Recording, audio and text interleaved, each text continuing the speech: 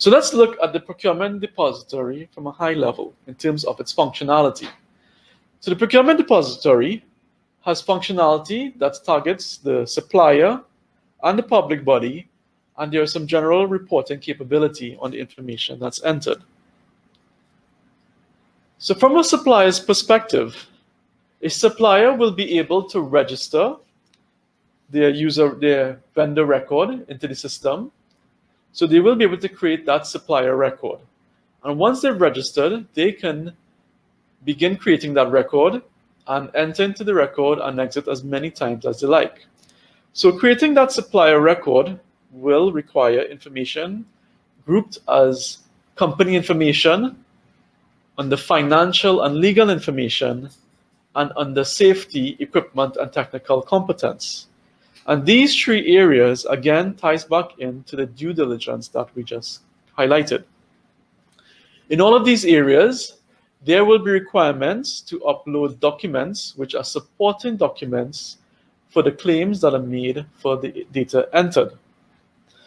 Now, when a supplier enters information into the depository, it goes into a status known as an unpublished state. Now, when the supplier is confident that the information is complete, it is accurate, and it is up to date, he will then make the next step in terms of publishing that record. Once that record is published, it then becomes visible to the public body, as well as to the supplier and the OPR. In an unpublished state, the record is only visible to the supplier and to the OPR. And a published record basically is a capture of the vendor record as at that point in time. Now, once the record is published, the supplier can make a request for pre-qualification by a particular line of business. Now, a line of business will be the goods, works, or service that the supplier is capable of providing. The public body will then be able to review that pre-qualification request and then make a determination on whether or not to accept or reject that pre-qualification. And then a supplier can be added to an ineligibility listing. And an ineligibility listing, a supplier will be added for one of three reasons, and these reasons are also rooted in the Act. And once a supplier is added to the ineligibility listing, he then becomes basically invisible to public bodies and will be unable to perform any business with any public body during that ineligibility period. And we'll cover some of this later in today's session. Now let's look at the public body's function. Now, as a public body, you will be able to look at a pre-qualification request from a supplier contractor and then determine whether to accept or reject that request. They will be able to upload their plan procurement activities as well as the procurement plan.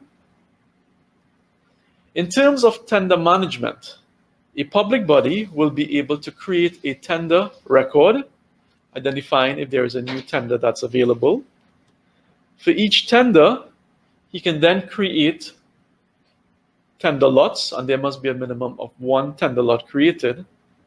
Then for every lot created, he will be able to then identify the names of the suppliers who would have submitted bids,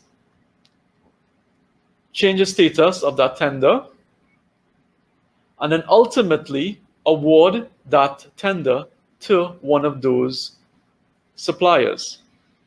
Now, once that award is made, the public body can thereafter create a contract and then begin the contract management of that contract until the contract closes.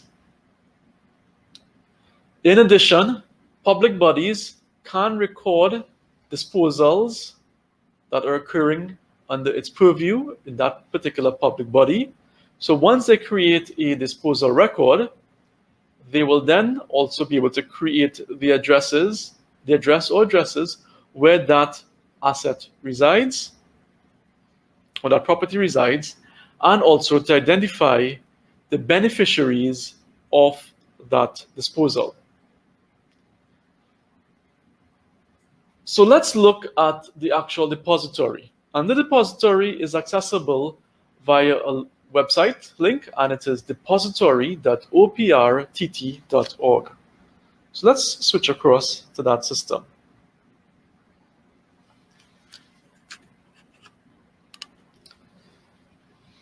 So when the link is entered, depository.oprtt.org, this is a screen that will appear. On the left-hand side, if a username or password has already been assigned, the user will be able to enter his username, password, and the captcha, and then be able to sign in. He will also be able to reset his password by clicking on the Forgot My Password. On the right-hand side, this section is designated for suppliers and contractors who wish to be pre-qualified and who wish to create their record on the procurement depository. So for them, their first entry into the system is via this portal, and where they will click on Sign Up Here and begin the process. But in this session, I'm going to log in with a pre-existing user,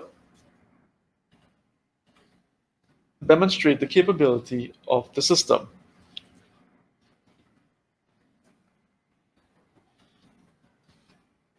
I'm now going to specify my captcha, and I click on Sign In.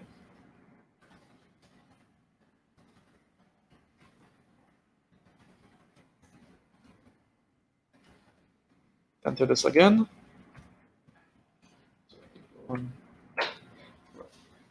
So I'm now presented with a security question, and users will, during their setup, need to specify 3 security questions with matching answers. So in this case, I'm going to specify my first answer.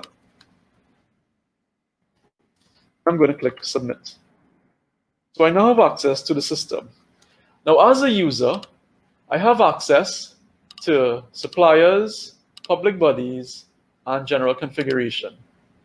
Suppliers, I will be able to see a list of the various suppliers who have entered into the system thus far and created the initial record. If I log into the public bodies or access the public bodies link, I will then be able to see a listing of all the public bodies who have been created in the system thus far. And we have created just 2 test public bodies thus far. So let me go into the first item here, which is the public body test.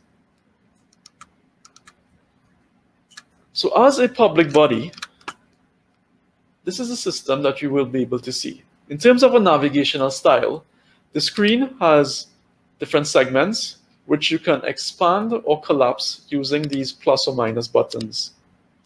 So on the screen, you have a section called Procurement, section that relates to suppliers, one that relates to company information, and another that deals with company documents. Now let's look at the suppliers button. So as we expand on that segment, we see that there are 3 areas in here which we can further delve into. We have lines of businesses, ranked suppliers by line of businesses, and awaiting qualification. So let's look at the first item, which is lines of business. Now in the first item here, we have, for the public body, the lines of business that this public body is interested in or will need to have access to. And for these lines of businesses, he will also be able to pre-qualify suppliers for. Now, for those of you who would have joined our session in July that related to the sensitization relating to the UN SPSC codes and the Code of Ethics, in that session, we identified the use of UN SPSC codes and the learning that you would have gathered there. This is where you will actually apply that learning. So if I click on this button, Create, This is where you can create a new line of business. And the line of business basically identifies the various hierarchical levels, those UNSPSC codes. And just to refresh your memory, in terms of the UNSPSC codes, we have 4 levels. And at the highest level, we're looking at the segment level. Now, segments beginning from 1.0 all the way to segment to 6.4, those segments relate to goods. Segments beginning from 7.0 to 9.5 relate to services. And you will see that in the description itself. So for instance, on the segment 84, beginning with 84, you'll see financial insurance services. And all of these items here relate to services. If we scroll up to the top, we will see items such as components and supplies, accessories, equipment, etc., denoting particularly goods. So as I'm going to create a new line of business, I'm going to look for a particular line of business along the financial and insurance services. So this public body is interested in financial and insurance services. So as we drill down, we notice here that a hierarchy is being built to the top. And now what's presented at the second level, which is the family, we have 5 options. So let's look at the accounting and bookkeeping service. And again, you'll notice that the code for the UNSPSC keeps building. So the 84, which was the segment, continues down into the family, and now we have the family from 1.0 all the way to 14. So let's drill down to accounting and bookkeeping service. So now we are now viewing the third level here, which is your class. And notice again, the segment and the family information is inherited in the class, and the class codes move from 15 to 18. So if I were to select audit services, I now am presented with the 4th and lowest level, which is the commodity code. And again, you'll notice the segment, the family, and the class information is being consistent all the way, and the 1, 0, 1, 0, 2, and 0, 3 represents the commodity code. Now at this level, users can traverse up the hierarchy at any of the levels. So if I wanted to go back up, straight up to home, that could be done, and I can basically scroll back down throughout my hierarchy, switching back and forth as I see fit. So I'm just going to go through the accounting service. And here I'm going to select now at my lowest level, I want to be able to obtain services for year-end audits and also for quarter internal audits. So we select those 2 lines of businesses, as you would see being displayed here, and then we click on the next button. On the pre-qualification value category screen, supplier and our public body must select one of these levels, and there are 6 levels. So level 1 is from $0 to $100,000, level 2 from $100,000 to $2 million, level 3 from $2 million to $10 million, level 4 from $10 million to $50 million, level 5, $50 million to $100 million, and level 6 is greater than $100 million. Now these dollar values are represented in TT dollar and also VAT exclusive amounts. Now, likewise, when a supplier is selecting their line of business, they would go through the similar process in identifying their particular line of business and also this value category. So let's select a value category of level 2 between $100,000 and $2 million. And this effective date means when would this public body be needing this information from, or so we will select from this calendar here. So let's check, since this public body has been in existence since 2010, we will select it from October 1st, 2010. And so we click on Save. So now we now have created under our lines of business, we have our internal audits as well as our year-end audits. Now within this, we can actually see any suppliers who are providing any of these services. So if I look under, let's say, the cost accounting service, I can see that there are 2 suppliers who can provide a service. Now let's switch now, if we go back to the awaiting qualification. Now awaiting qualification means that here we have under certain lines of businesses, suppliers who are awaiting pre-qualification. So let's look at the cost accounting service. So under cost accounting service, here we have one particular supplier by the name of DR Consultancy, who is a sole proprietorship, who has this line of business, and again with that value category 2. And he's been providing 3 years of service thus far. Now as a public body, you can examine this record further. So let's do this by clicking on the View button.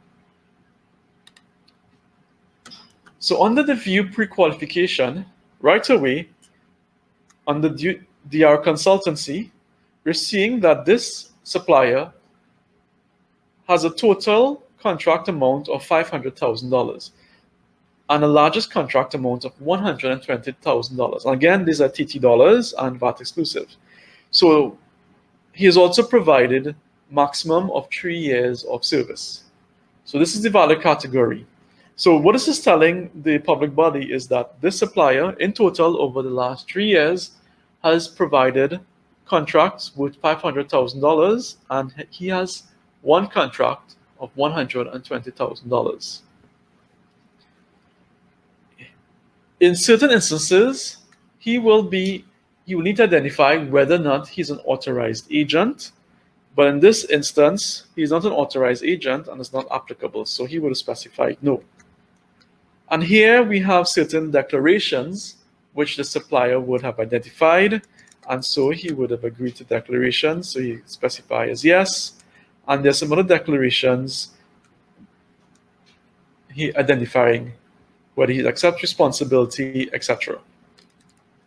Now, as a public body, on the right-hand side, a public body can either choose to go back to the previous screen, he can view the published profile, and after viewing that published profile, he can then determine whether or not to accept or reject this pre-qualification request. So let's view this published profile. Now, when a supplier publishes a record, a publication number is provided. And that's similar to actually a version number. So it shows you for this publication, there's publication number 4, and this was completed on the 16th of September. So on the right-hand side here, it shows the name of the supplier, DR Consultancy, and a summary, sole proprietorship, and these are the services. Now, under the supplier record again is divided into 3 main areas: company information, financial and legal information, safety, equipment, and technical competence. And all of these are the various pieces of data information that the supplier would upload over time, and only when he's confident, again, that the information is accurate and up to date, only then would he make the step towards publication and also to make that request for pre-qualification.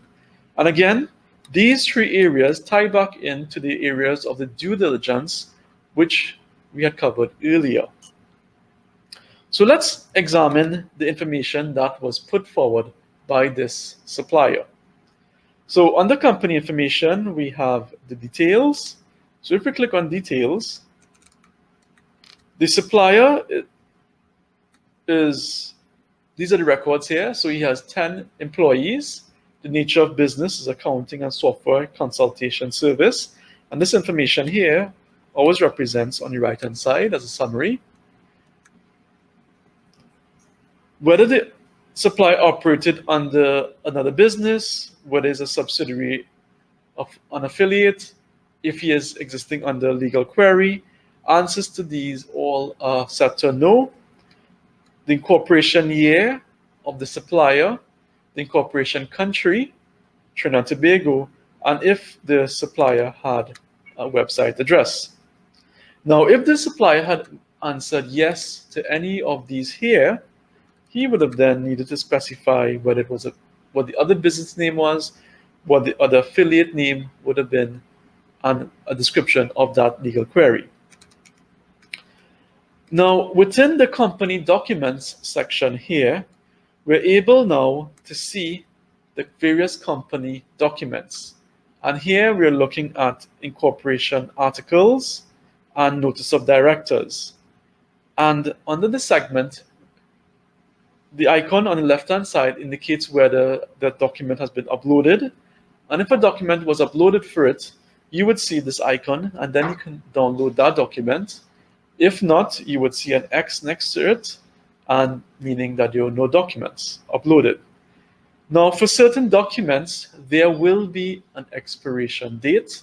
And to the right-hand side here, if an expiration date was provided, it will be displayed. Now, in this case, the notice of directors and incorporation articles do not have any expiration dates. But if you click on incorporation article, we're able to download DR Consultancy and obtain a file. Likewise, notice of directors, we're able to download the document. Here we're able to see created by and the created timestamp. So as you go back, let's look at the lines of business. So these are the various lines of businesses which are published by the particular supplier. We go back.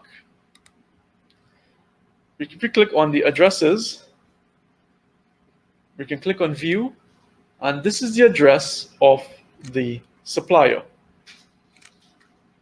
Again, we see that this is the primary address. Let's click on back.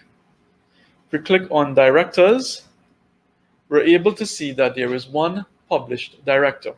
And again, if we click on the identification, we're able to see that there is the ID number and there is this ID document assigned to it.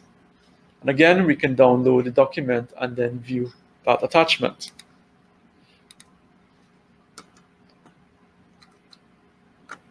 Under geographical locations, we can now view the various locations based on the municipal locations that the supplier exists. So if the supplier has operations in the various municipal locations in Trinidad and Tobago, he will specify the municipal corporation name. If the supplier belongs to the CARICOM, he will specify a value as CARICOM, or if he is an international supplier, he will specify international as that geographical location. So this gives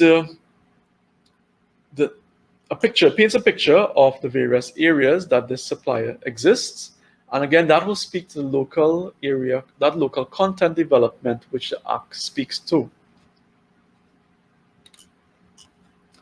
In terms of the principal shareholders, if we click on principal shareholders, we're able to see any principal shareholders for this particular supplier. Now, there's only one supplier entered here. So if we go through, we notice that there's some information here in terms of the published authorized persons in terms of last name and first name. So this is the authorized person who is able to conduct business on behalf of the supplier. Now this is one example of one particular supplier. Now if I go back to another supplier, I can go back and I look at another item. Let's say we look at system or application programming. Let's look at another item here, supplier, which is 123 Financial Services. So let's look at this different example. So we click on view. Again, it's the same information. We're again looking at the total contract amount is 2.5 million. The largest contract amount is $860,000. And again, this is the pre-qualification information entered thus far. So let's look at the view published profile. In this example, this supplier published version number 26, and again on the 16th of September. Again, if we look at some of the details, we're able to see now in this example here that we have an expiration date of the 31st of December 2020. And again, if we download these documents for 123 Financial, we see this is the document which appears. Now, for suppliers with an expiration date, they will be notified 3 months, 1 month, and a day of expiration. So this is an attempt to ensure that the documents which are uploaded into the system are always up to date and accurate. So let's go back. So in this case, under directors, we are seeing for this particular example, this supplier has a lot more directors specified for him. And in here, it specifies, for instance, one of the directors being Maurice Ali, and his effective date, meaning when did this person become a director for this supplier. So we're seeing the dates here as 1st April 2015, 1st of September 2020, and in this case, 1st of September 2020. Again, if we click on any of these, we are able to determine if there are any identification documents for these suppliers. Again, these are test documents that we would have uploaded for viewing. Under principal shareholders, here we have 2 principal shareholders. We have Liz Cumberbatch and Jacob Smith. And here we have the beneficial ownership form. And under the beneficial ownership form, what needs to be provided or uploaded would be that Form 45, which is a standard document of Trinidad and Tobago under the Companies Act, which is Form 45, which the main shareholders are to complete and upload into the system. And this is what that document looks like. Let's just switch back to the system. All right, so in terms of downloading that document as a public body and you're reviewing this information, when you download this document, that is what you should be reviewing. And again, as we said, the authorized persons are those persons who are authorized to conduct business on behalf of that supplier. So that takes care of the company information. Now, under financial and legal information, supplier can provide 3 years of financial information. And in this case, information, he did provide information for 2017, 2018, and 2019. If we look at 2017, we notice that he has documents for financial statements and banker's letters. If we click on financial statements, you should be able to download the financial statements and review the audited financial statements for that supplier. Likewise, if he has a banker's letter, he will be able to review that. Now, depending on the pre-qualification value category for that supplier, that will also determine and influence the type of documents which are uploaded. So a supplier who is pre-qualifying for a level 1 for $100,000 and less, a banker's letter will be sufficient. Management accounts and financial statements will not be required. Those documents will then be required for larger value categories. Now, on the right-hand side here, we are also able to view his annual gross sales. So if the supplier only has a banker's letter, he may also provide that annual gross sales as well, so that the public body can determine in terms of his sales and his financial and income generating capability. So here in 2018, again, now we're seeing management accounts as a download and banker's letter, but no financial information. But here we're also seeing things such as turnover. And then under 2019, he did not specify any records. So as a public body, in your assessment, these financial records seem incomplete. So let's go back. Now let's look at the type of insurance that this public body has. So, sorry, this supplier would have undertaken. So in this case, he has motor vehicle insurance and workmen compensation insurance. And again, he can download the evidence of these different types of insurances. And there are many different types of insurances, and he can upload those.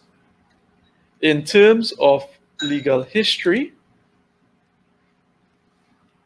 what we're able to see here is for any director or officer within that within that supplier, any offense that they may have been convicted of and what is the details of that offense.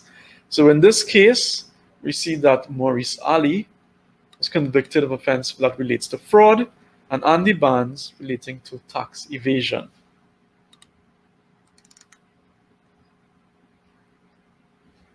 Next, we look at the liabilities. So the current liability. So if we click on the View button here we're able to see the liability issue type. So the type relates to lawsuits or requested arbitration. This was the date of the liability on the 2nd of May 2018, and lawsuit relating to poor advice given on tax issue. Now, the quantum of this liability was $500,000, but this liability was settled on the 2nd of September 2020. Now, if there were any supporting documentation for this liability, it would have been uploaded here. And this just gives you an indication of the user who would have created this record and the date and time of that record creation.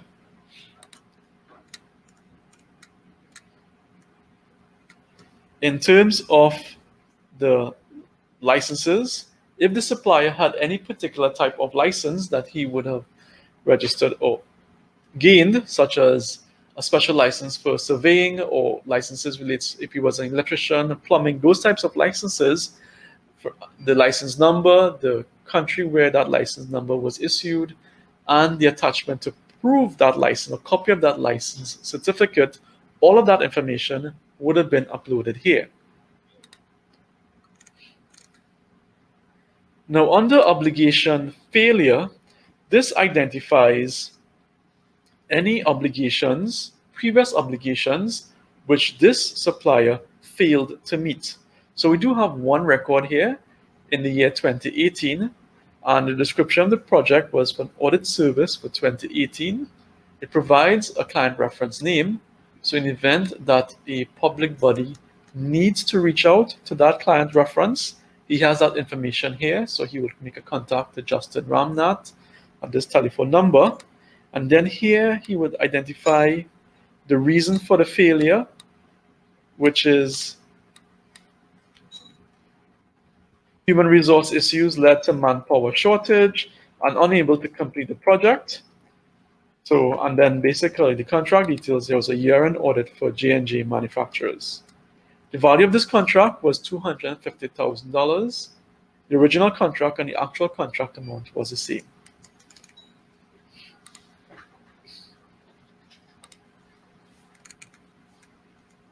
So that takes care of the financial and legal information. Now, looking at the safety, equipment, and technical competences, let's look at the industry standards first. So under industry standards, here we see there are two standards specified. One, they were ISO 9001 certified, and the certification was in 2019, and they were recertified in 2015, certified in 2015, and then recertified in 2020. Under the conformity certificate, which is the certificate they are to upload to prove their certification, we don't see any documentation here. We do see, however, there is that safe to work, known as that STO, and this was achieved in 16th of November 2018. And if we click, we do see there's a conformity certificate. We download that, we're now able to see the STO certificate. So again, public body will think, well, here we have an incomplete record. Moving along, looking at the industry OSHA. So in this section, we want to determine whether or not this supplier was subject to an OSHA investigation. So yes, it was on the 16th of September 2020, and this is the outcome, in that the investigation indicated that there was some negligence by the manager. So again, depending on the circumstances, the details will be specified in greater depth there. Now let's look at the safety records for this supplier. So we're seeing safety records for 2020 and 2019. So we've seen in both years, we have one fatality recorded, where there were 3 lost days and lost time injuries of 3 days in each case. If we click on view, we're then able to view some more details. So for 2020, again, we see the same information, number of fatalities, the lost days and time, and other details indicating there was an accident at the office that led to a fatality. So although they are HSSE and they are STO, they have fatalities occurring. So let's look at their industry policies.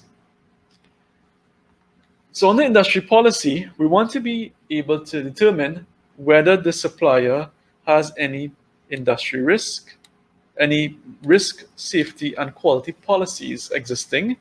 And if they don't have an existing policy, if they do have an implementation time frame for that particular policy. So we have here, they've specified that they have an established HSSE policy, a policy exists, and this would have been that policy document.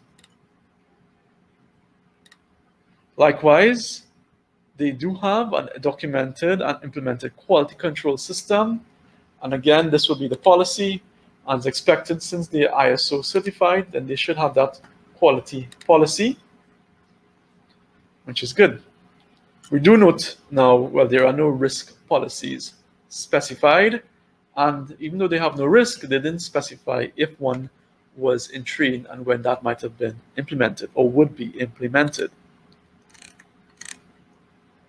So now let's take a look at the technical competence of this particular supplier. So technical competence identifies the key technical competences. Those are the key persons. Not everyone in that supplier would be specified here, but those key persons who will be delivering that good or service should be specified here. Now, in this case, we have 3 persons identified. We have George Allam, who is a project manager. And if we click on the plus sign, we're able to see any qualifications registered for him, but we see nothing. Let's look at Christian Phillip, who is a senior tax auditor, and they have uploaded his resume. So now we have that resume uploaded here, but we have the resume, but it seems it's the wrong person for Elliot. But nevertheless, the resume could have been uploaded. Now, when resume is uploaded, suppliers were notified that the resume should also include any certificates, whether it's undergraduate certificates, any types of diploma, all types of certificates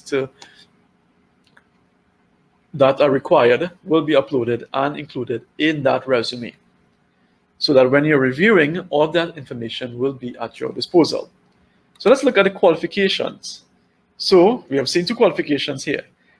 The bachelor's degree, he has a BSc in Business Studies from the University of West Indies, and this was effected on the 5th of September 2012.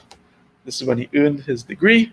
And then he also has his MSc in Finance, graduating with distinction from Harvard Business School from the 30th of June 2019. Now, depending on certain qualifications, there may be an expiration date. And if there is an expiration date, that will be displayed on your right-hand side. But thankfully, MSCs and BSCs don't expire. So let's continue.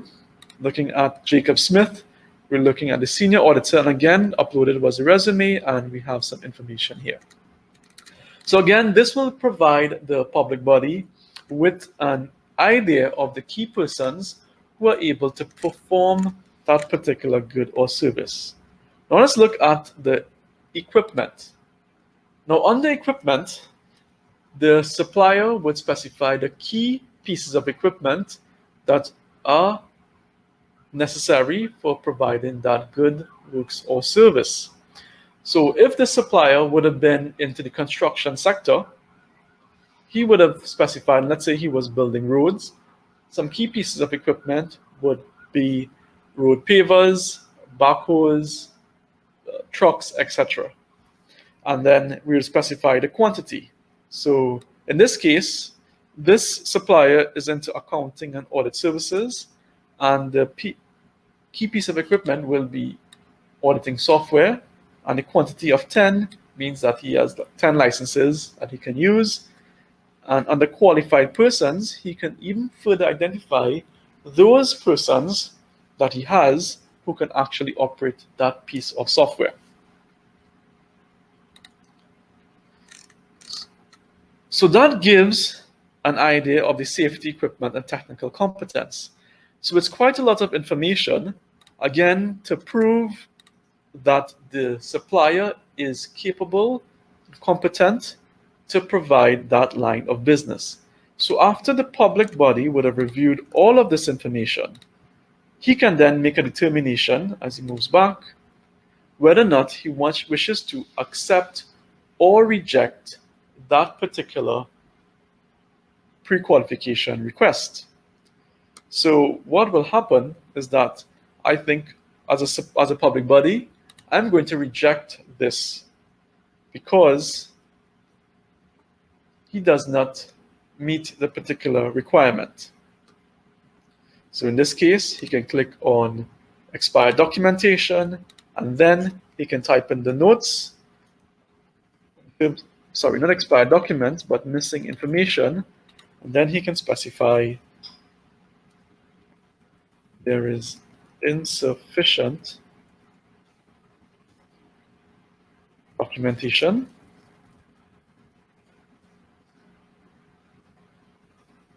Complete items for financial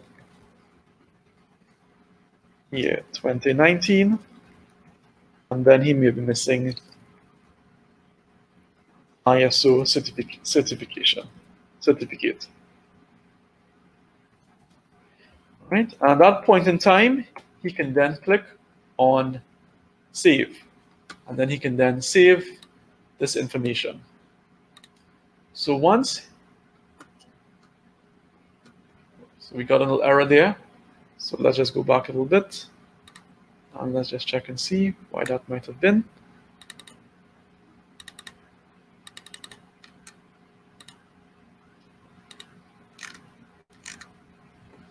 But in this case, I'll just cancel this for now, and then we'll just proceed. And I'll come back to it afterwards. So in this case, whether he had to accept or reject, he would have clicked on the reject button and specified. And likewise, if he had to accept, then he would have specified the advisory notes in terms of an indication as to why he would actually accept that pre-qualification. So let's continue. Let's go back.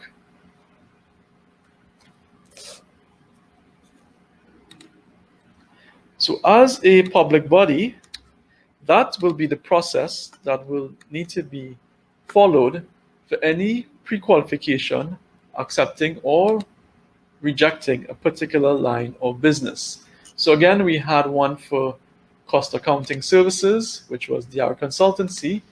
If we look at system or applications, we're actually seeing that there are two persons here that are requesting for pre-qualification. So you can actually have one or multiple persons requesting to be pre-qualified.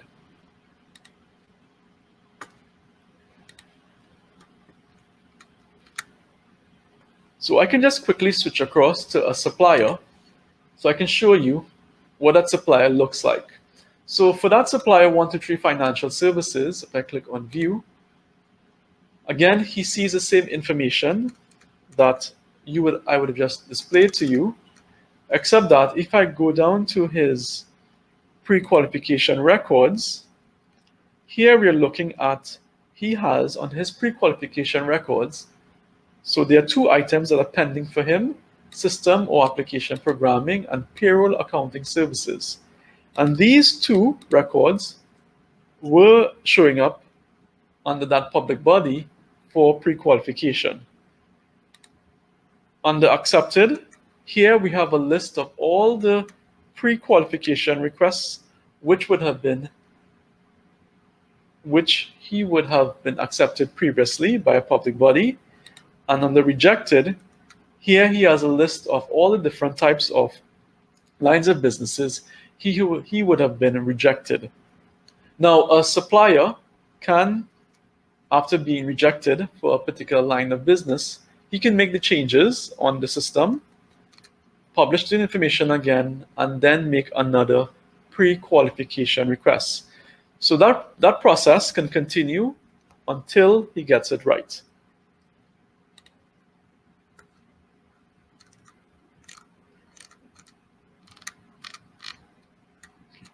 So as we continue,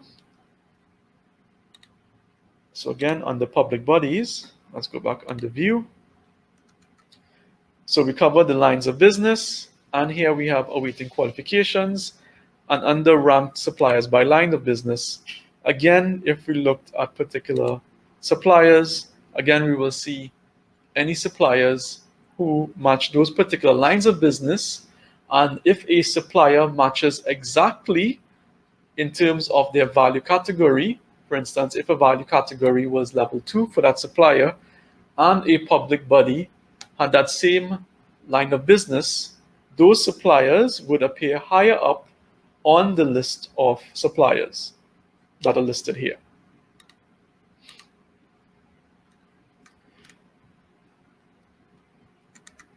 So if I were to exit out of this supplier, this public body, and I log back in as a particular user,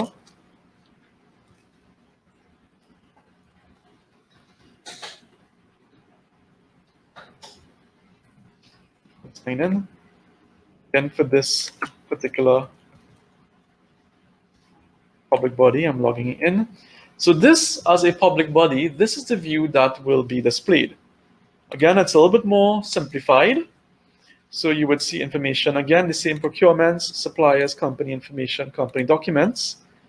But on the left-hand side here, again, we have certain shortcuts in terms of details, in terms of documents, disposals, contracts, and tenders. So these are some shortcuts in terms of accessing different areas within the system. So I'm just going to log back out.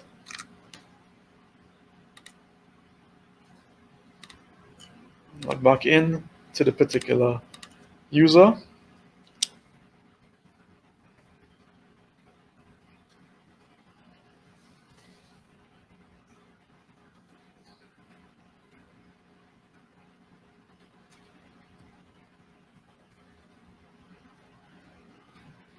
So next item I wanted to speak about was supplier ineligibility.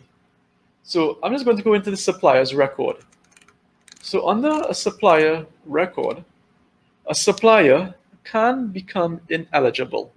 So if I click on make ineligible, a supplier can become ineligible if he is convicted of an offense under the PPDPP Act, if he continuously fails to provide satisfactory performance, or if he's indulging in corrupt or fraudulent practices. Now, these three reasons, again, are listed in the Act, which you can take a look at when you have some time. And when a supplier has been added to the ineligibility list, he then becomes invisible basically to public bodies. So Adding to the ineligibility listing means that he can no longer provide any good or service to any public body, and he stays on that list for a maximum of 10 years. Once a supplier becomes ineligible, an email will be sent from the OPR to all public bodies notifying them of that supplier being added to the ineligibility listing. And the supplier is added to an ineligibility listing after a review is made and the ineligibility committee makes that recommendation. And that report is also uploaded into the system here, where they can actually review, the supplier can actually review that report and look at it. So once a supplier becomes ineligible, his record appears as red, and then again, he is hidden from the system. Again, for this particular supplier, as part of testing, he was made eligible and ineligible over different time periods. And at the end of the session, I will actually demonstrate, before we end today, by placing this supplier on the ineligibility listing, and you will see how he then disappears. Okay. So that will wrap up this segment in terms of from a public body, in terms of what a supplier line of business, reviewing that line of business, looking at that pre-qualification request, also in terms of the data and accepting, rejecting a pre-qualification request, and also adding a person to the ineligibility listing. And again, the only person who can add vendors to an ineligibility listing will be the OPR.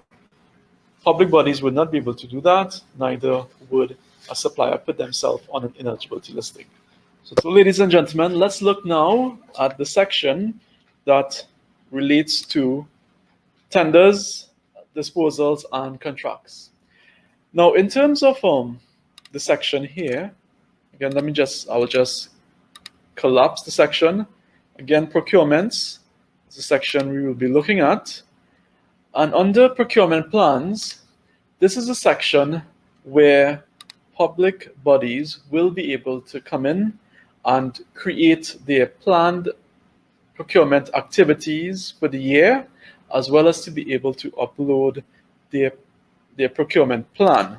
Now, this area of the functionality, it is under some construction further enhancements, and we will be releasing that in a few weeks' time. So I will just skip this at this point in time, but just to let you know that this is the characteristic of the screen in terms of the items that you will be required to enter would be the planned and the main activities. So as we proceed next, the next item would be the tenders. So again, under the procurement plans, so this is a section that relates to procurement plans and where you'll be able to upload your planned procurement activities and be able to upload your procurement plan for the year. Now, under tenders, this is a section now where you will be able to go in to create a tender. So let's create a test tender. So tender name in this case would be, so in this case we want to be able to supply an accounting system, supply accounting and payroll system. And so we'll specify a tender reference number. So commonly persons may put the reference number, it's RFP 0012. And then the next item will be the tender type. So here we have a long list, well, I should say maybe a comprehensive list of the various types of tender types. And I'm going to select, well, you have from expression of interest to RFPs without dialogue, with dialogue, without negotiation. I'm going to select RFP without negotiation. Now, a point to note, you will observe that there are some asterisks, red asterisks next to the fields, and this red asterisk indicate that these are mandatory fields. And if you do not specify a value, you will receive an error at the point in time when you are saving the record. So here under procurement description, you'll provide a brief description of the tender. So you can say, so supply, install, support, and accounting, and payroll system for 3 years. All right, so this is the idea, is that they want to be able to obtain a supplier who can supply, install, and support an accounting and payroll system for a period of 3 years. So you then specify the date of this tender notice. So let's select the date. Let's go back to May 1st, 2020. And the submission deadline, you will be able to specify the date and time. So we will give this person 2 months, or this RFP 2 months to complete. So we have the 30th of June, and the submission deadline would be at 12 noon.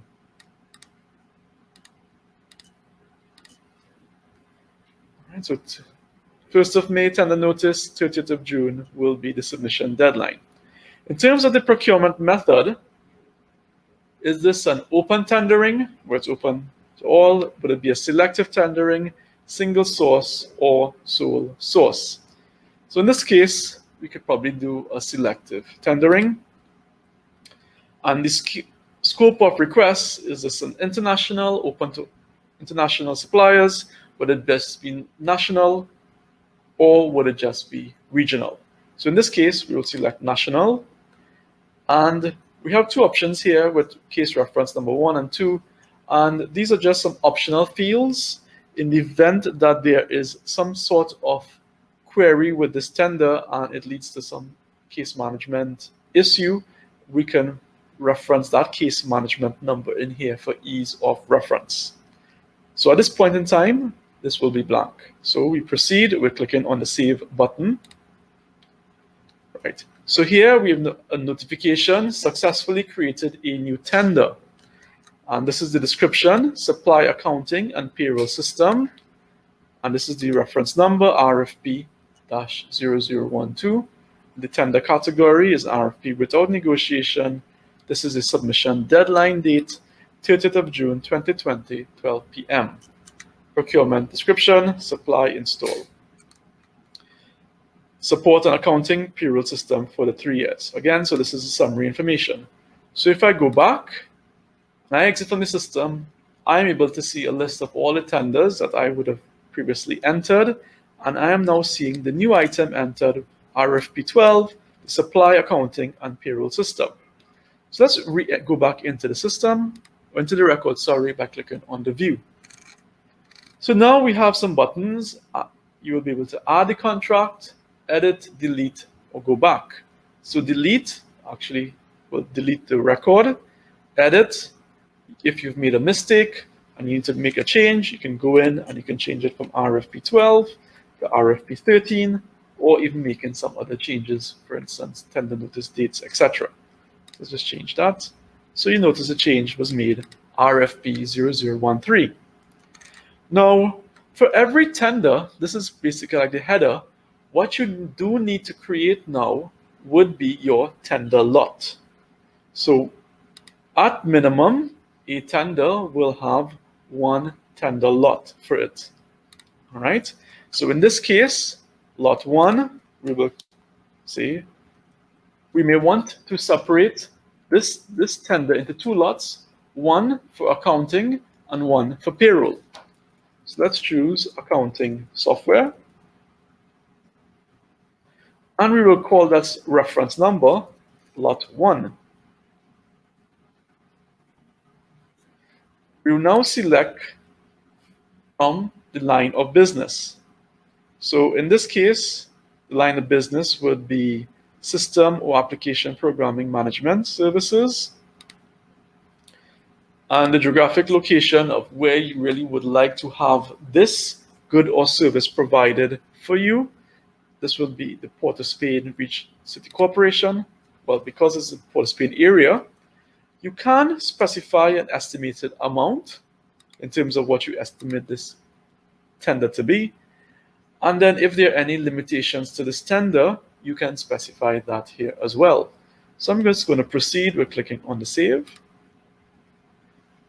So I now have a new record saying successfully created a new tender lot. So this is the accounting software. And right away, we have the status for this lot being an open solicitation. It describes what your line of business is, specifies your location, and the reference number is lot 1. Once you have a lot, you now have a few levels or a few areas of functionality which is now opened up to you for accessing.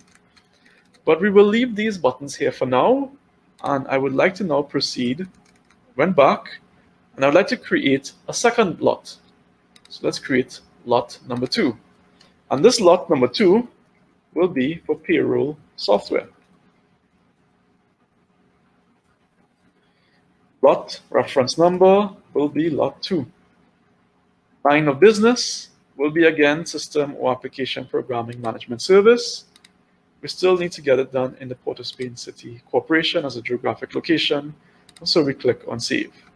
Again, we got a notification that a new lot was created, and in terms of the details of this lot, we are seeing that it's payroll software. Again, immediately the status is an open solicitation, so a tender can go through different statuses. Again, reference number lot 2. Well, we didn't specify any estimated amount or any limitations to the tender. Let's go back. So as we scroll down now, we can now see that we have, under the lots section, tender lots, we have accounting software and payroll software. And here we see the reference number, lot 1, lot 2. The status, estimated amount, and lines of business. Now, a point to note at this juncture. So when you would have specified your line of business here, a supplier who would have specified this exact line of business, system or application programming management service, on their setting up their line of business, they would have determined that whenever a public body specifies a tender with this line of business, they would like to be notified that there is such a tender. So that is just one example of a notification in the system that will alert suppliers of a new tender on the condition that the line of business that is specified by the public body matches the line of business by the supplier. So that's just a good point to note. So here now we will notice that there are submissions 0. So this indicates that there were no submissions made for this particular tender. All right, so let's go back. Again, so this is in the screen where we have the tenders. So again, just to recap, or just keep in mind, we have the tender record, the main record, and under that record we have 2 lots. Now let's go into each lot now. Let's click on View and to the lot. Now under tender changes, we are seeing the effective date was open solicitation. Now let's look at creating a tender submission. So let's say now we want to be able to capture all of the suppliers who would have made a submission for this lot. So here we have, under Publish Supplier, we have DR Consultancy and 123 Financial Services, and these would have been suppliers who could have, and the list that appears here would have been suppliers who have been pre-qualified for this particular line of business. So you can select the item here. And again, well, you would not be able to enter or type in a supplier's name, because ideally you should not be providing any information to any supplier who is not on the procurement depository and who has not been pre-qualified. So these are some built-in checks that we have. So here we have DR Consultancy. We click on Save. And right away we see a tender submission from DR Consultancy, and then we can create another line item for 123 Financial Services. So then I click on Save. So here we have Supplier, DR Consultancy, 123 Financial Services. And I click on Back. So if I click on Back now, and I look at the summary record for tender lot, lot number 1, which is still an open solicitation, we have 2 submissions. For the payroll software, we have nothing recorded as yet for the submissions. So let's go into this record now and submit a tender submission. Create. So now let's imagine that we only have one tender submission, which is, I entered 123 Financial Services, but that's the wrong person. So I'm just going to see if I can confirm that. Delete. So I'm just going to create DR Consultancy instead. All right. So I go back. So as the process continues, goes along the way, you would have initially posted your tender, and then at the submission time, this would have been end of June, you would have identified a list of all the names of the suppliers who would have provided your submission. So let's next go back into the next step. So as we go into the tender lot now, the next step would be you would have done your assessment offline, and you would have checked and done all of your due diligence, and you're now ready to award. So when you click on the award button, you now wish to award this lot to a supplier. So when we select that list, we can now select that name here. So we're going to select DR Consultancy. We're going to specify the value of that award. So the value of this award would be $500,000. And this date of award would have been, so you've done your assessment, it closed at the end of June.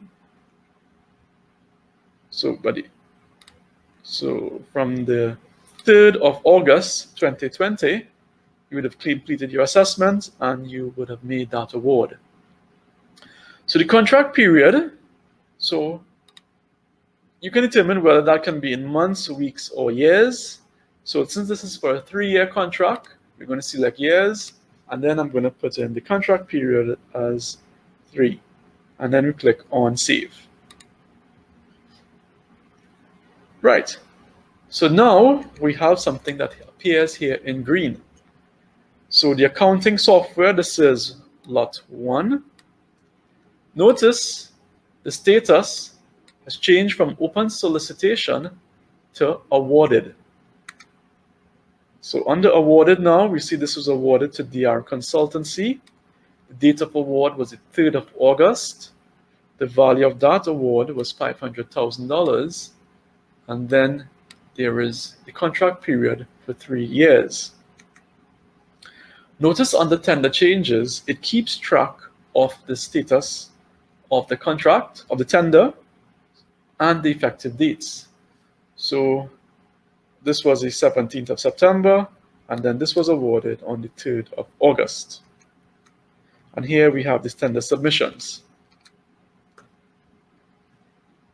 So if I go back, and I go now to the second item, and I want to award the second lot, notice, again, I only see DR Consultancy because only DR Consultancy submitted a bid. Previously, I saw 2 bidders because those 2 bidders submitted those bids. So in terms of the value of this award, it would be $450,000. And so the date of this award, again, would have been August 3rd. And again, in terms of years, 3 years. So this shows me that here you have payroll software, and it's been awarded.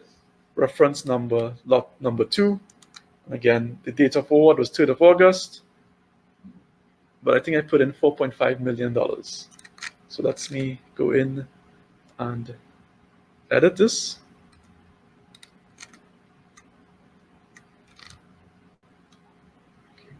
So let's click on commission. So I click on re-commission. Date of award, 3rd of August. And now years and 3. Click on save. Oops. So I just got a little error there. Just 1 second.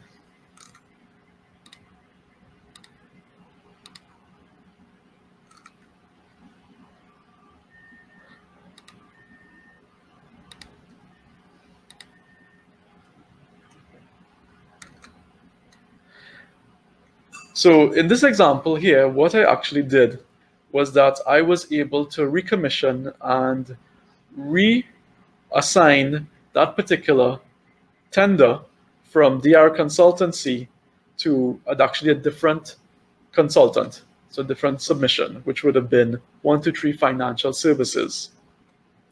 So I'm just going to go back again, just go.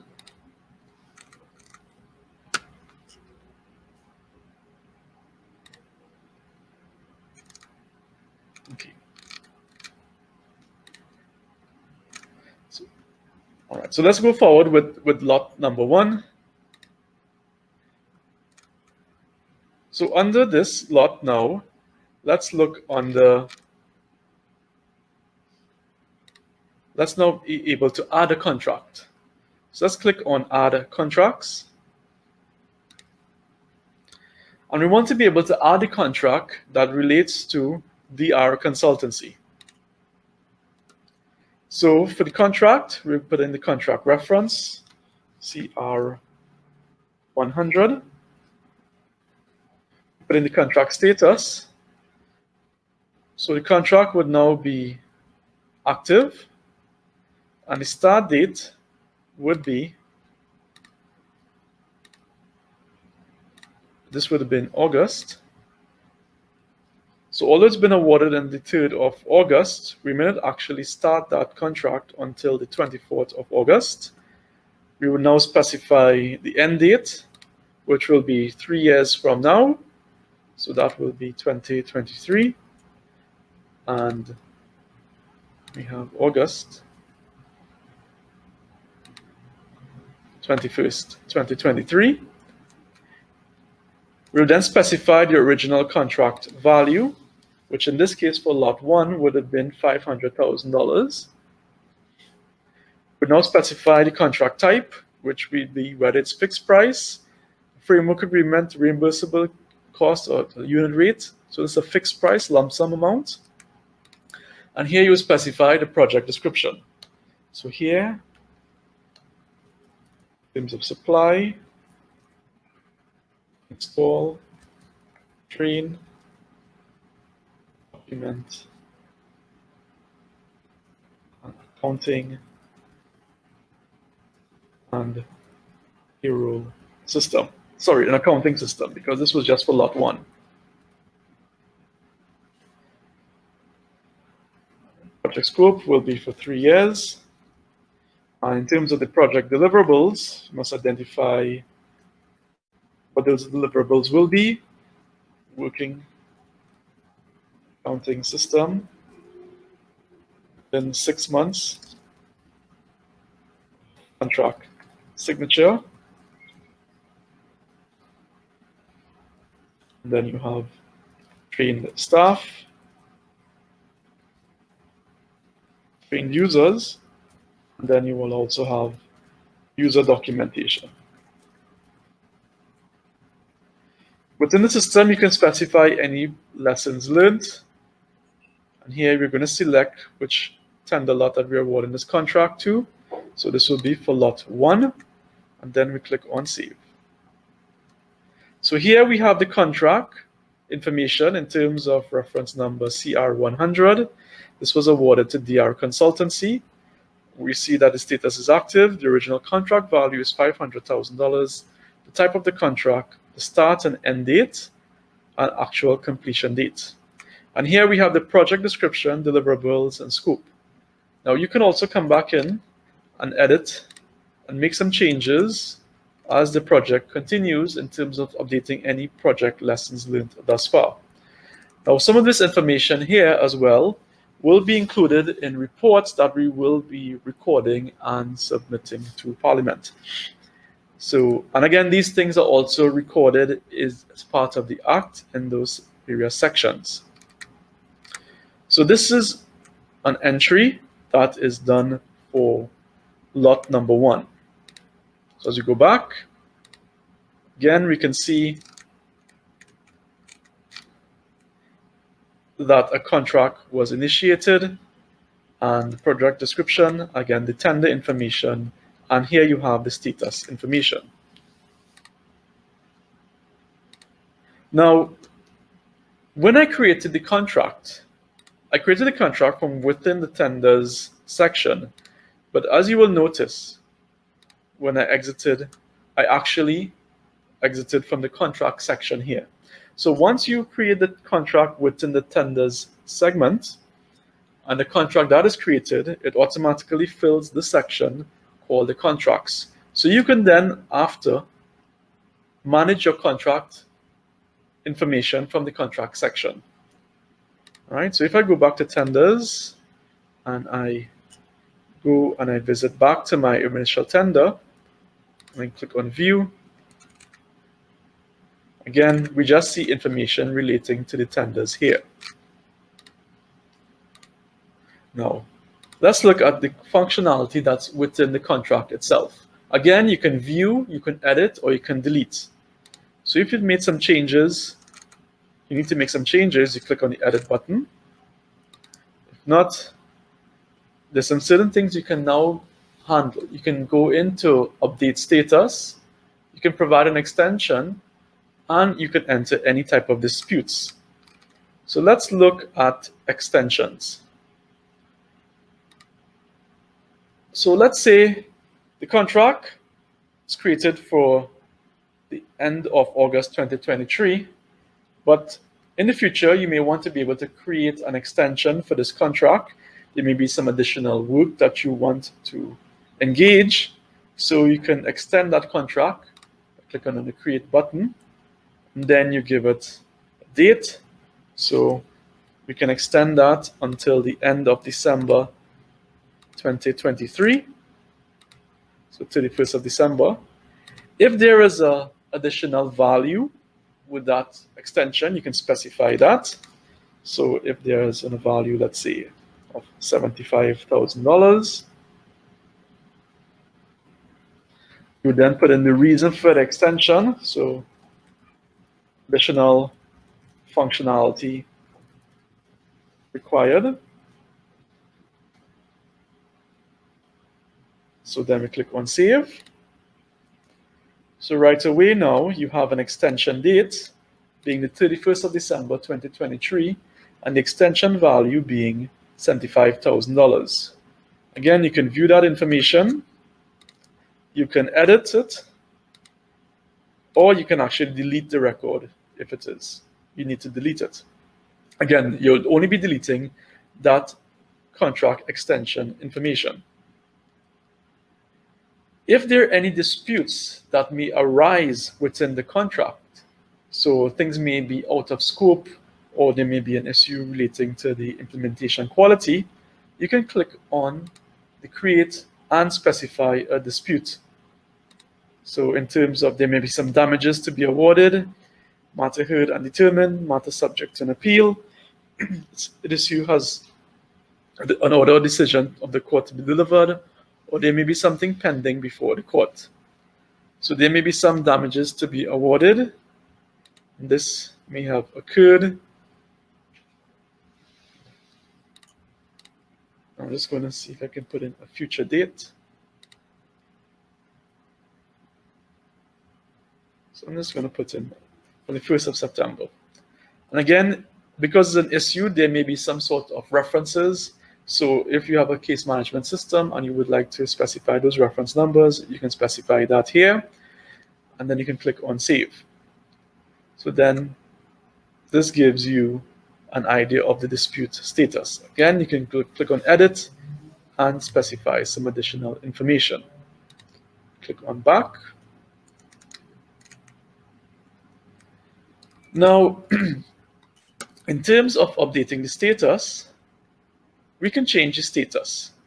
So in the event that this contract was awarded to the particular supplier, another supplier who may have made a bid to this might raise a challenge.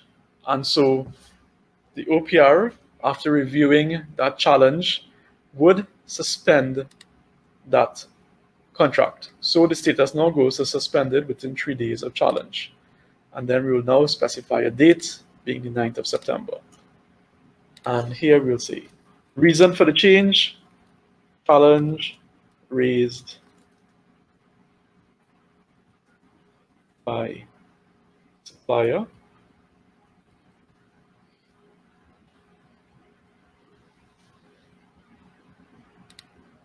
So it gives me the error in terms of the dates I'm specifying is overlapping. So it's detecting some sort of illogical behavior.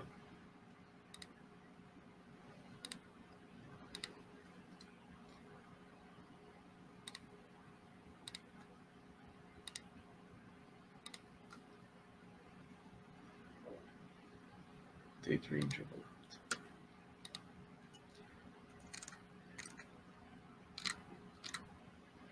So let me just check some of my dates. Disputes.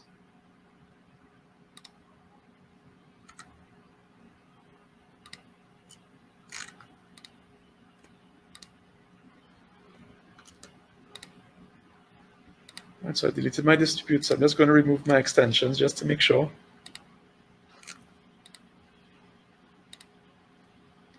Let's try again.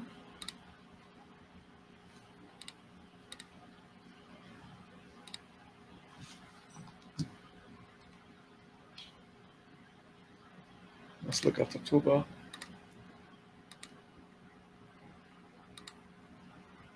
Right. So again, it's detecting certain activities that I had before, so it was illogical. So here, that status changed from active to being suspended within 3 days of challenge. So there was a challenge that was raised, and so we can then afterwards, if that challenge was now been decided that that doesn't is no longer needed, the suspension can then be lifted. Then we can specify the dates. Okay. Right, so let's look at October. Let's put November.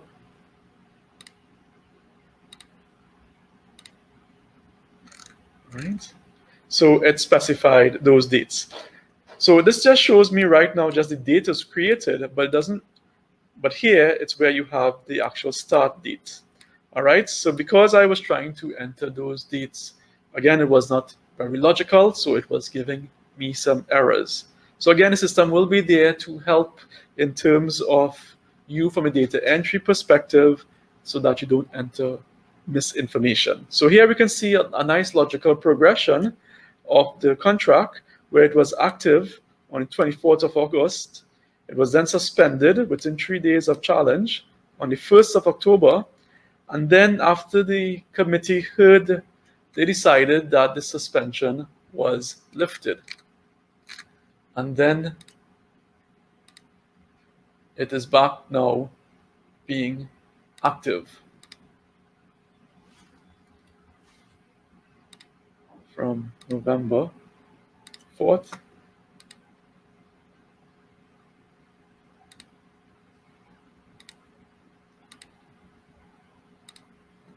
Let's put in the date.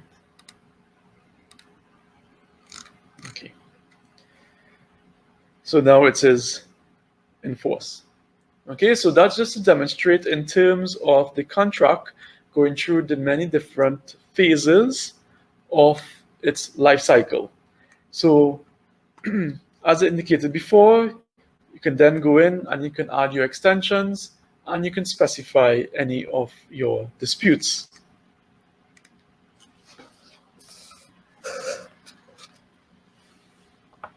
So let's continue.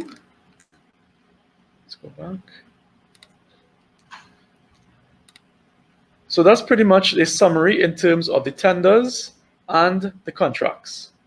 So let's now move on to disposals. So under disposal, we now have an item here where public bodies can record all disposals which are occurring in their public body. So let's click on the Create button. And here we have the property type that you can select from. So under property type, you can either be personal property or real property. So in this case, we will select personal property. And under disposal category, again, we can have, if it's personal, you have to select whether it's personal current asset inventory, a fixed asset, or intangible, or if it's a real property, whether it's building, land, or land and building. So let us select a fixed asset. And the disposal category, this is free text, so you can enter the category. So in this case, it may be some vehicles that you are disposing of. So the property description, so public body vehicles that you would have in your stock. So in this case, you will specify 5 Toyota Prados. Then you may have 3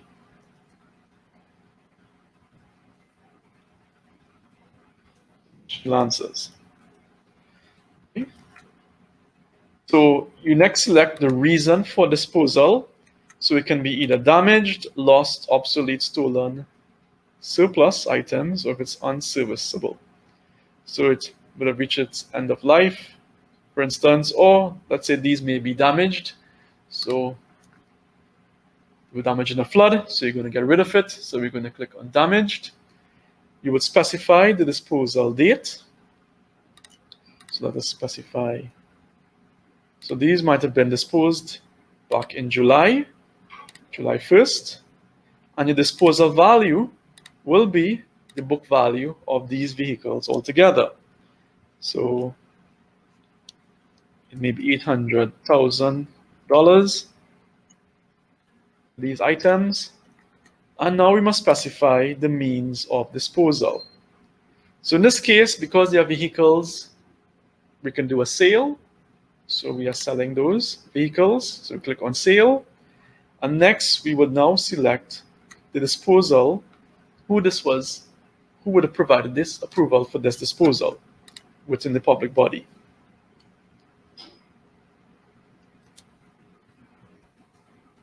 So Elena Alexander provided the approval.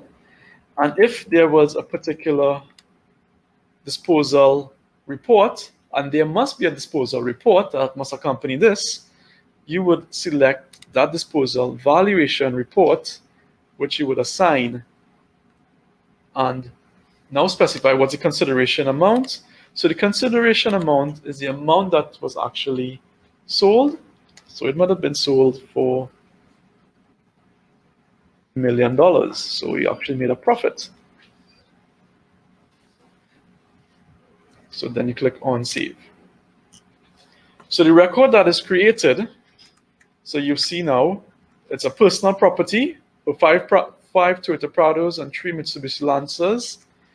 The disposal category is a personal fixed asset, and it's under the category of vehicles. The disposal value is $800,000.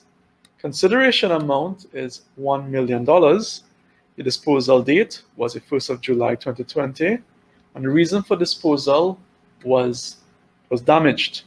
And you can review the downloaded this valuation report, which will be your disposal report. And that will be emerging from your committee that would have reviewed and approved this disposal and submitted this report. Next, you are able to create two things. One is the address of these assets, and then also the beneficiaries of these assets. So let's click on create. And now the address type. Again, the address can be a primary or secondary.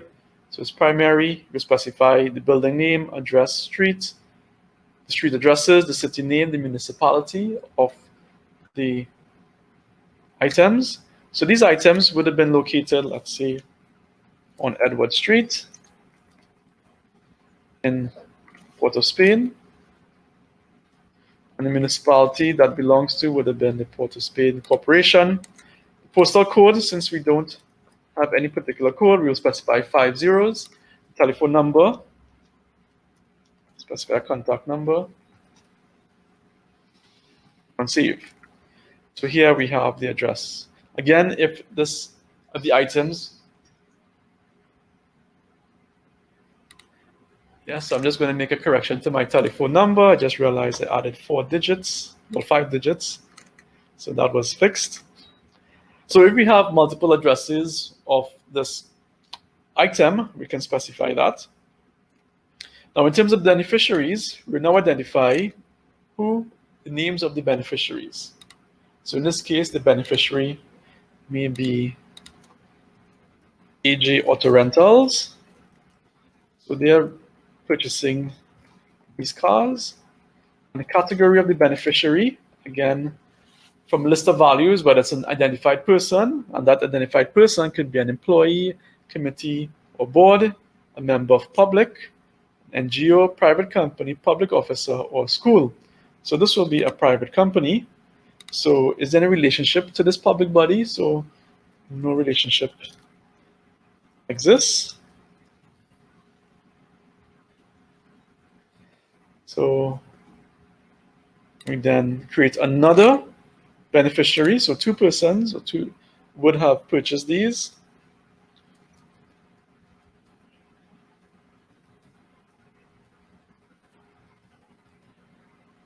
You can see it has its also, the system has its own spell check.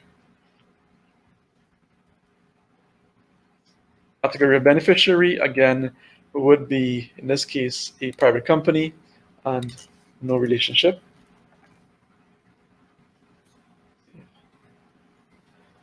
So this would constitute a full record for disposal. So disposal shows the values and the type of disposal, the valuation report, the address of the asset or the property, sorry, and then the names of the beneficiaries. Further details would have been included in the valuation report, but the information that we're capturing here would be sufficient. So right away there, as a public body, you will have a listing of all the items here that would have been previously disposed of. So here we have 5 Toyota Prados. In this case, we have Toyota Lenovo laptops. So if you click on the view, you're able to see the disposal value, consideration amounts, etc. Right, so that takes care of the disposals. Now, when I was doing the disposals, I would have displayed an area where I was able to upload, to assign and attach documents. And I didn't cover that before. So let's look at how you would actually accomplish that task. So under company documents, on the documents here, this is where you will actually upload and assign your documents. So if I click on add files, you're now able to select files from your computer. So it's recommended that you can create a folder, which I would have called public body depository documents. And within there, I would have uploaded my document. Likewise, I would have mentioned this to suppliers because they have quite a lot of documents for them to upload. And their documentation are grouped into different groupings from A01 all the way to A12, matching back the various functionality within the system. And you would see that when you are assessing their documents for pre-qualification. So under public body, I have this one disposal report. So I click on open. And if I have just one item, I can click on start, and I'm able to upload this one item. However, if I have multiple files and I click on start upload, I will be able to upload all those documents simultaneously. So I just click on start here. And again, it just tells me the record is 42.43 kilobytes. So after you've uploaded your document, the next step will be to assign your document.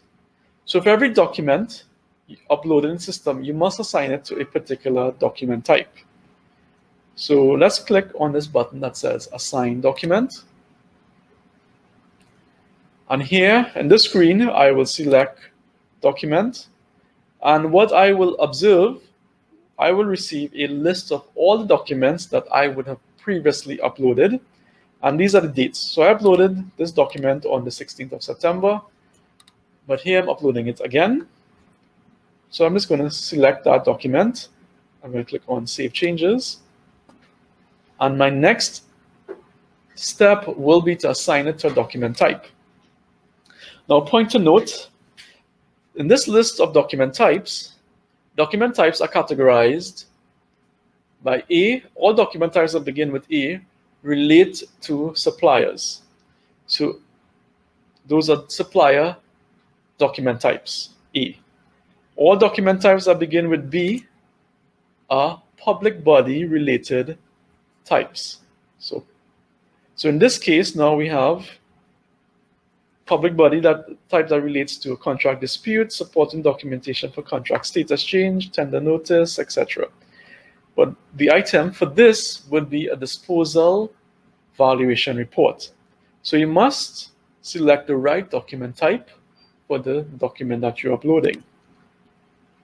So the effective date for this document should have been back in July 30th. And if there's an expiration date, you would specify that expiration date here. But in this case, there is none, so you just click on Save. So now you would have on your assigned documents a list of document name and document type. And this is your effective dates. So I have an effective date from the 1st of September 2020, and another effective date from the 30th of July 2020. Now just to switch, as we're in this vein of document types, I have a document guidance here in terms of how you should name your documents. So documents are grouped together based on their use within the depository. So the group numbers range from B1 to B3, and these can increase. And here we have examples. So when you are naming your document, depending on the group that it's in, so you have B01, and if the document type it's a procurement plan, your file name will then be B01-procurement plan. In terms of your document groups, these are the various document groups. So procurement plans, B01, B02, B03. So in terms of plans, tenders, contracts, disposals, and change requests. So the range really, to correct my earlier statement, it's really from B01 to B05 will be of various groups. Just to quickly show you, these are the groups that suppliers will be using. So under their groupings can go from group A1 to A12. And so you would see things as a listing from A1 to A4 that relates to the company information. A5 to A8 relates to financial and legal. Safety, equipment, and technical competence relates to A9 to 11. And any items that relates to pre-qualification is grouped into A12. And just to show you quickly, A1, these are a list of documents that you will be looking at when you're pre-qualifying suppliers. In terms of statutory documents, you have things such as the National Insurance Board, Tax Clearance Certificate, VAT Clearance Certificate, principal shareholders, which I mentioned earlier, will be a Form 45, etc. So again, these documents can be shared with yourselves so that you can understand the various types of documentation to expect.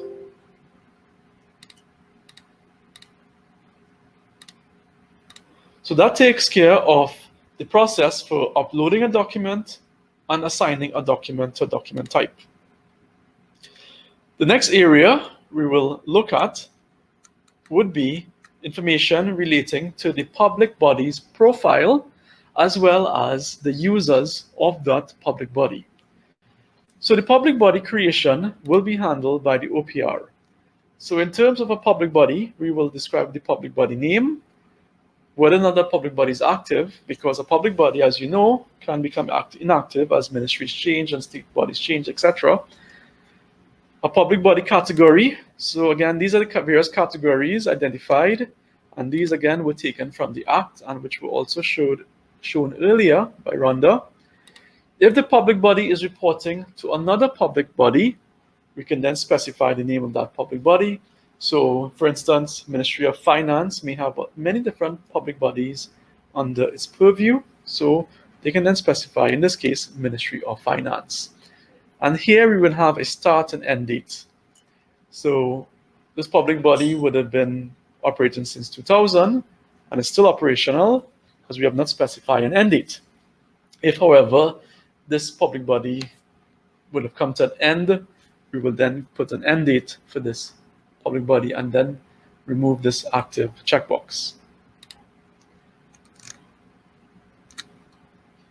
In terms of addresses, when we create the address, we will specify where this public body is located. In terms of users, we are also able to create the users for the public body. Now, in terms of the users of the public body, the main users we'll be initially creating would be the named procurement officers and the accounting officers. And then we'll be sharing with you or with the user the username and password. Thereafter, they will be able to go into the system and set up their security questions and answers so that they can enter and access the system. Now, if there are any change requests to be made into the system, so if a public body has a new accounting officer or a new procurement officer, they are to make that request in the change request section here. So they'll click on create, and then they would specify the request effective date. So if we have a new accounting officer, will be coming in November the 2nd, we can specify new accounting officer, and then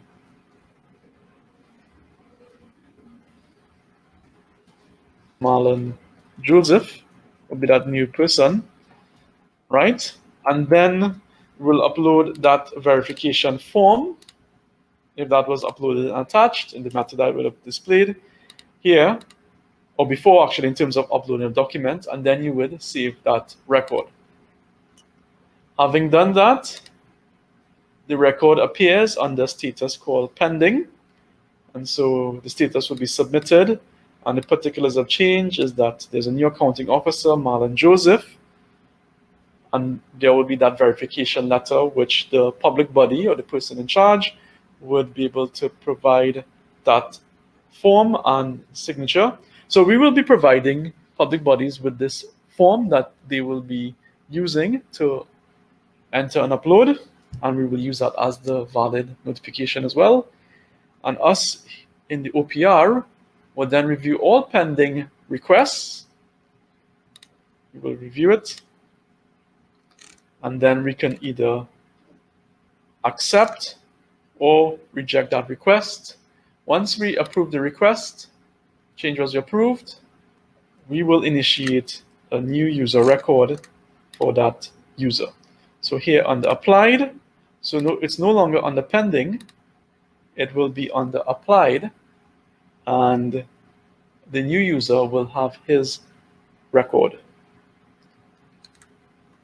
So let's go back. So that takes care of the company information.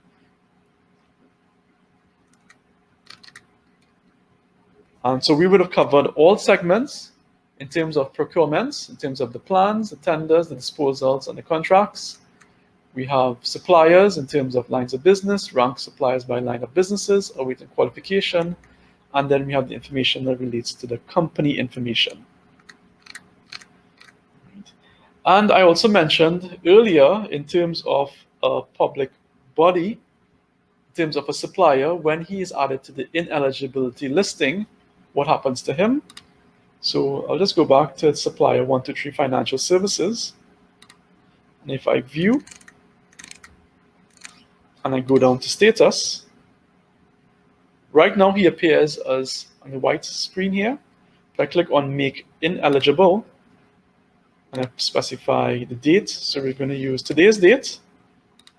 And the reason, again, one of the 3 reasons why he's becoming ineligible, because he's indulging in corrupt or fraudulent practice, and I click on save.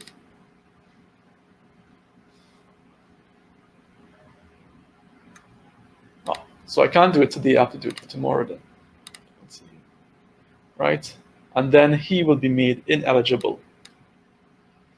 So then he is now added to the ineligibility listing, where he is no longer appearing on the system and is no longer appearing for public bodies to select him.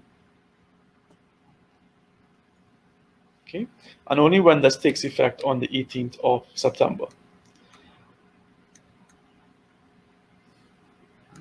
Okay, so that brings me to an end of the section that relates to the functionality within the database in terms of the support that will be available to you, the public body. We will be providing some training documents in terms of the various processes, guidelines for attachments, data privacy policy, etc. And the format for training will be done in training videos, as printed documents, and in webinars.